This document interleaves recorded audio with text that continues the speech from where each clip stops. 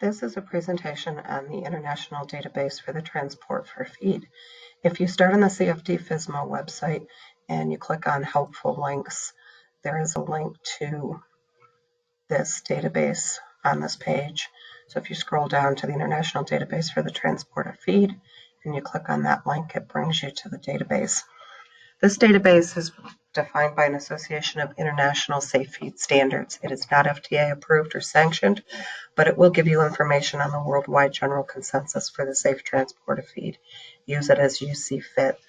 Be aware of this statement. All products not classified in this database are prohibited as loads for means of transporting products used for animal feed. So if it's not listed in this, you should generally assume that it's forbidden. So what products are listed in this? The easiest way to find that is to click down here at the bottom on this print list. And if you scroll down, this is the list of all of the products that are included in this database. It is extremely lengthy, but a cursory review of this will kind of give you some highlights on what you might want to search for to find the protocol that you're looking for or the product that you're looking for. If we go back to the home page and we click on the cleaning regime, this is the list of cleaning regimes that are defined in the database. So A is dry cleaning, and that includes your sweeping, flushing, sequencing, and these are the ingredients that are most commonly carried by agricultural carriers and are probably the most safe. Cleaning with water and with cleansing agents is generally not a good thing for equipment that's going to be used in carrying agricultural products. It's not prohibited, but you might want to consider whether that is the best product to carry prior to an agricultural load. Of course, there are forbidden loads, and then there are differences between the protocols that you'll have to click further into the tool to find out what the different protocols allow for. So to find out what these protocols include and how those cleaning standards are defined, if you click on procedures, here is a GMP plus international requirement for transport, sequence, cleaning, and disinfection. And this document is something that you can read to dig deeper into what the cleaning protocols and understand more completely what they require. So let's go back to the home page and we're going to search for some different categories. So let's look at some basic categories. Corn. I've searched these before, so they show up in my drop-down list.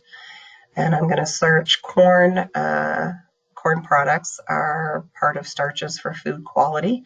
That's an A cleaning standard. So there's no issues associated with that. Corn silage for biogas would require a wet cleaning. And then if you look at corn cobs wet, that would be a wet cleaning, and so on and so forth.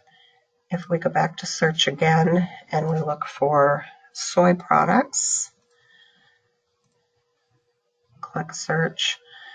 Soybean molasses would be a wet cleaning. All of the toasted soys, roasted soys, soybean hulls, etc. Feed materials of vegetable origin requiring a minimum cleaning of an A. So that's your sequencing and things of that nature, just sweeping out from the previous load. So if we go back to search again, let's look at a whey product. And let's look at whey permeate. This says that there's a list of differences. That means that there is not a consensus between the different standards. So you need to make a decision for your company on what you're going to require.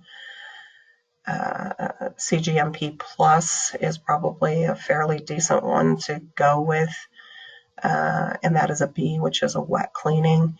Some of them go all the way down to D and disinfecting and things of that nature. So you need to make those and maybe consult with the shipper that you're working with to make sure that that would be acceptable for the product. Whey powder is an A, so that's a dry cleaning.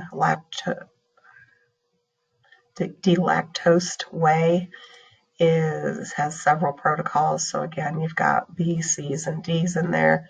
So you're going to want to maybe consult with your shipper on that. So let's look at fertilizer and see what that tells us. So if we look at organic fertilizer for biogas plant containing animal manure, that is forbidden. You cannot carry that. Prior to carrying an agricultural product, you probably should never carry that if you're doing agricultural business. Vegetable fertilizer grains would be a B, a wet cleaning without the animal components. So you need to dig into this to see what you should have. If it has organic fertilizers and soil improvers with fish meal, it would be a D, which requires disinfecting. If we look at glass, we can look at recycled glass. There's a list of differences. If it's my personal opinion that if anything says that it's forbidden, I would generally not carry that prior to any agricultural products or even at all. Some of these do say B, which is a wet cleaning. So again, you'll have to contact your shipper and see what they think.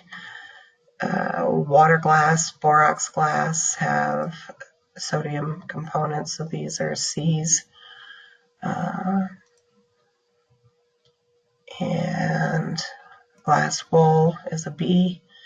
So it depends on it can get very specific into the type of product that you're carrying.